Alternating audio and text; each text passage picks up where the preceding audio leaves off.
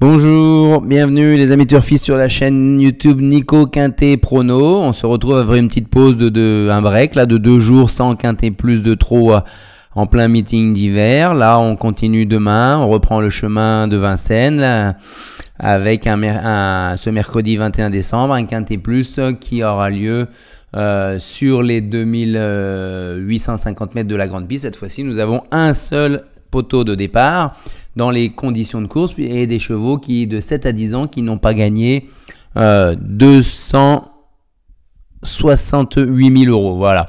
C'est important de s'arrêter sur ces conditions de course. On l'a vu lors de notre dernier tiercé quarté quintet dimanche à Vincennes, hein, dans le prix Jean Dumouche, où je suis pas allé au bout de mon analyse et c'est fort dommage. Je vous disais dans un premier temps que les chevaux du deuxième échelon théoriquement ne pouvaient pas rendre la distance au vu de leur chrono record sur le parcours des tenues de la grande piste. Après, je vous ai dit en deuxième analyse, attention par contre, je me demande qui va faire l'effort de prendre la tête et d'emmener un petit peu ce premier échelon. Bah, finalement, ils ont fait que d'attendre les 25 mètres, ce qui a permis à notamment le cheval Zarenfass de Jean-Michel Bazir de venir prendre la tête et ainsi de suite. Et on a vu que l'arrivée était composée finalement de 4 chevaux du deuxième échelon, alors que finalement c'est pas illogique. Alors c'est vrai que souvent on voit les entraîneurs disent ah bah ça va dépendre du parcours, ça va dépendre de ci, de ça. Bon, des fois il faut essayer d'imaginer ce que pourrait être la course pour faire son pronostic. Et là, je m'en veux un peu de ne pas être allé au bout, surtout que Fado Duchesne, à 200 contre 1 quasiment, je l'avais vu très très bien finir. Mais pour lui faire une place dans une longe même de 8 chevaux, avec une priorité qui avait été donnée avec Finn Collin et Faradeco qui nous ont planté littéralement. Bon, Finn Collin, elle avait quasiment course gagnée. Faradeco, à la fin de la course, son driver nous dit bah j'avais pas de gars, je sais pas pourquoi, je comprends pas. Bah oui, on peut pas le deviner à l'avance alors qu'elle avait une belle chance théorique. Et au bout du compte, bah c'est Zarenfass qui fait l'arrivée, c'est Copsy qui gagne. Voilà.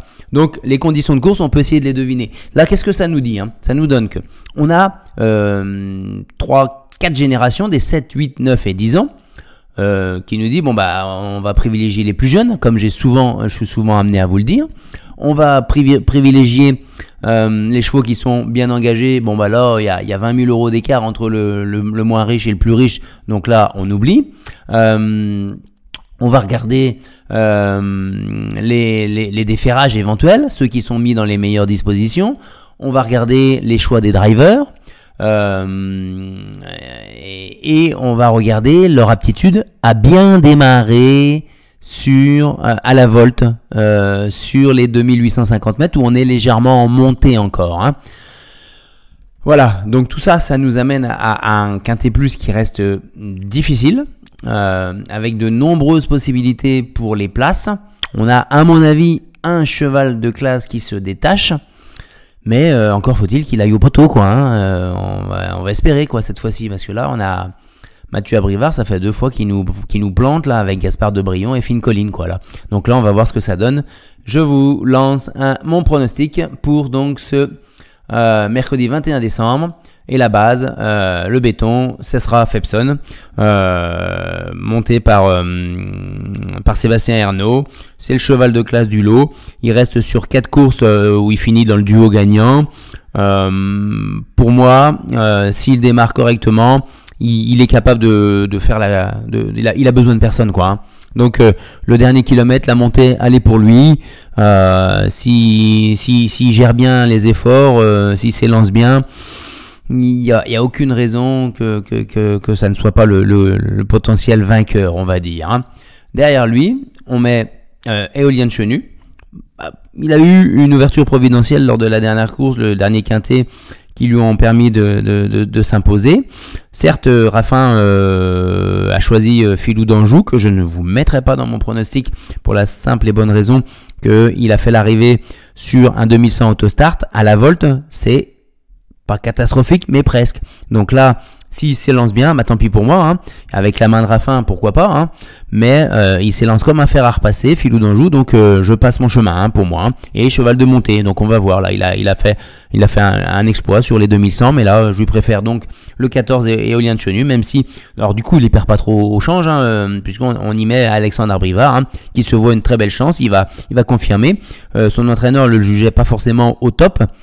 Leur dernière fois, il était surpris de s'être imposé. Bon, bah là, on attend une confirmation, hein. Voilà. Ensuite, le 7 d'Acero, s'il est dans la même forme que la fin de l'été, en septembre, là, il enchaînait les bons résultats. Là, il nous a laissé 2 fois sur notre fin, certes avec des conditions de course qui n'étaient pas très bonnes. On y revient encore une fois. Le 16, 2100 autostart. Là, 2700 grande piste. Si Benjamin Rochard arrive à bien le détendre, à lui faire prendre un bon départ, qu'il ne le tire pas trop, il peut en dévancer plus d'un, hein, à l'arrivée, hein. Donc attention à Dacero. Ensuite, le 2 Flash Gordon. Bah, vous allez me dire, mais pourquoi on retient Flash Gordon qui a fini 5e péniblement dans le quintet plus, entre guillemets, de référence le 28 novembre à Vincennes? Bah, parce que tout simplement, ce jour-là, il n'était pas encore à 100%. Son entraîneur, d'ailleurs, Maxime Bézier, se demande s'il y est encore, parce que l'hiver dernier, il avait mis beaucoup de temps à retrouver la bonne carburation. Là, les conditions sont quasiment les mêmes. Avec un bon parcours, il est capable de bien démarrer dans les élastiques à la Volt. David Thomas, déféré des 4, je le vois monter en puissance et se rapprocher des premières places sur ce quintet plus. Donc on y va. Ensuite, voilà ma trouvaille. On va espérer que le coquin que je vous donne, il soit à l'arrivée. Mais j'ai tout simplement retenu ce que j'ai vu. Et qu'est-ce que j'ai vu? La ligne du 8 novembre, elle est excellente. Il est 4e sur les parcours de 2850 mètres grande piste Vincennes, derrière Fakir du Ranch qui a répété depuis, derrière Gamet de Liton qui a gagné l'étape du GNT après, derrière Cléa Michelry qui a bien fait sur 2100 start derrière. Donc quand on a une ligne comme ça où ça répète, on y va. Alors après, il a été au Croisé La Roche. Il était sur une 6e ligne à l'entrée de la ligne droite, donc il a mis du temps à trouver l'ouverture. Et vous allez me dire, mais il est derrière Dixie Danica, Good du Hulbey qui a pas vraiment confirmé à Vincennes, Easton of My Life qui a pas vraiment confirmé à Vincennes. C'est pas une bonne ligne, mais voilà, j'ai peser le pour et le contre, la balance, dit Cromy, il a déjà bien fait sur le parcours des 2700 mètres grande piste Vincennes et plus, donc Antoine Ripoll-Rigaud l'estime dans la forme de sa vie, il l'a jamais eu aussi bien, et c'est pas le premier des chevaux de 10 ans qui sont dans leur forme de leur vie. On a Copsy dernièrement, par exemple, donc Charlie Delaunay, qui font de très très belles performances à l'aube de leur retraite sportive. Donc on y va avec Cromy. Ensuite, le 8 Diego Ducanter, parce que c'est Mathieu Abrivard, parce que c'est déféré des 4, parce que l'hiver dernier, il bataillait quand même avec Pharrell Seven, Fast Time, il était même devant Gently de Mus, s'il vous plaît. Donc, s'il répète ces valeurs-là, ça va être un bon concurrent. Il n'a pas couru depuis quasiment 2 mois, c'est pour ça que je le mets un peu plus bas, hein. Mais Mathieu Abrivard va lui donner une sage course d'attente et va le faire finir. Ensuite, le 3 Express de Liton, sa fin de course dans la course de référence le 28 novembre, derrière Febson et Éolien de Chenu, elle est pas si mauvaise, hein. Il a pas conservé le chemin de la corde qui aurait peut-être permis d'être un peu plus près. Il a pas trop de marge, ça aurait pas été Bazir, je suis pas sûr que je l'aurais mis dans mon jeu, mais je vais pas tenter non plus le diable. J'ai retiré Raffin déjà, donc on va laisser Bazir pour une belle place, même si des fois Bazir, quand il drive des chevaux qui n'ont pas une première chance et qui ne sont pas de son écurie, il tente des choses et puis dans le dernier virage il n'y a plus personne. Donc j'espère qu'il va lui donner un parcours propre, au calme, et le faire finir. Voilà. Et enfin, on terminera avec le 13 Heureux Cavry, le gagnant mais sur 2100. C'est vrai que ses stats sur les parcours de tenue de la grande piste sont pas les mêmes, alors que sur 2100 start grande piste, il reste sur 3 victoires.